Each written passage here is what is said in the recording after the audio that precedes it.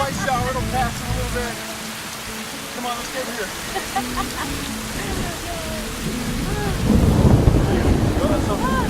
Did you hear that? Be all right, right?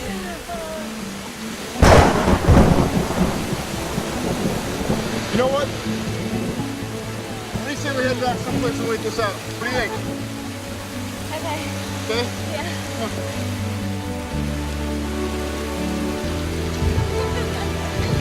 Oh my God.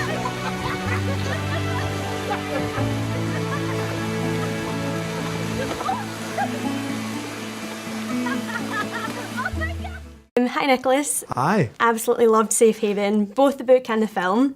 How involved were you in the process of translating it to the big screen? Well, for this particular film, it varies from project to project. For this one, I did an outline of the film after I'd completed the novel, and the scriptwriters took that outline and then they began to adapt the film.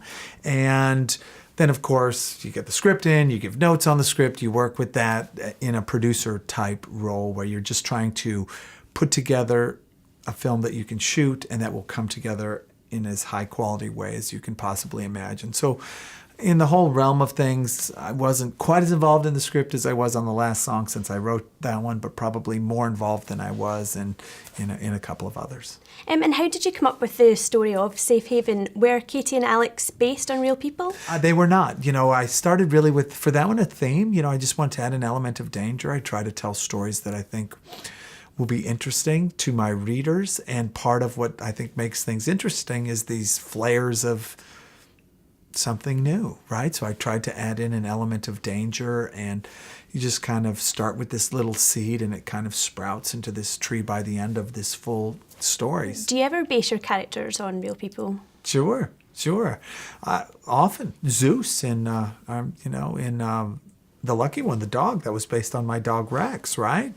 But there were others. The Notebook was inspired by my wife's grandparents, and Message in a Bottle was inspired by my dad after the death of my mom. I think authors will often draw from people or places that they know. To create a novel, you're really drawing on the sum total of all of your experiences. So whether you're pulling on them consciously or subconsciously, it's got to be coming from somewhere.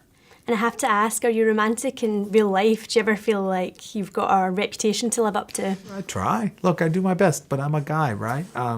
You do your absolute best. I've been married for 23 years. She's still my best friend. And all of your books have made the New York Times bestseller list.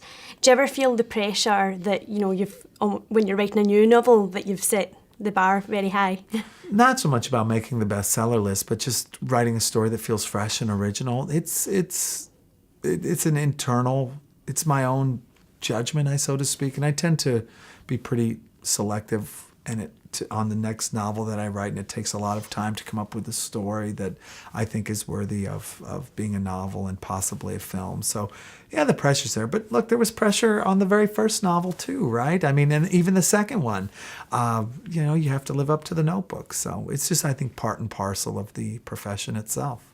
And this is your 8th novel to be made into a film.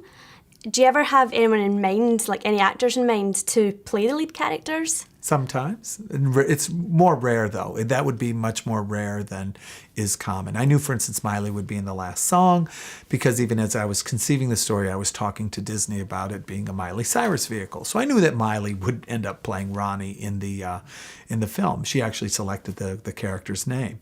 So you have that. Other times you have someone in mind, they don't end up in the film, like when I was writing The Notebook years and years ago. Lauren Holly was who I imagined as Allie, but didn't work out, right? And that's okay. I mean, I think Rachel McAdams did a terrific job, and she ended up being the right choice. So sometimes, but most often not. What advice would you give to budding authors out there? Don't do it. No, I'm kidding. I don't know. Read a lot, read and try to learn. Read with an eye toward what authors do well and what they don't do well. And then, of course, you have to write. And just lastly, what's next in the pipeline for you? I have another novel coming out in September, and I'm conceiving another novel after that, and some more movie stuff going on. It's just another year. If I could, baby, I'd give you my world.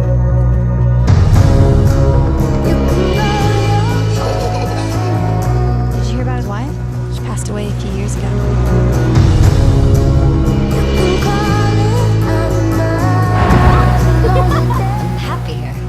You can go your own way. Detective Tierney, do you know this woman? He's here.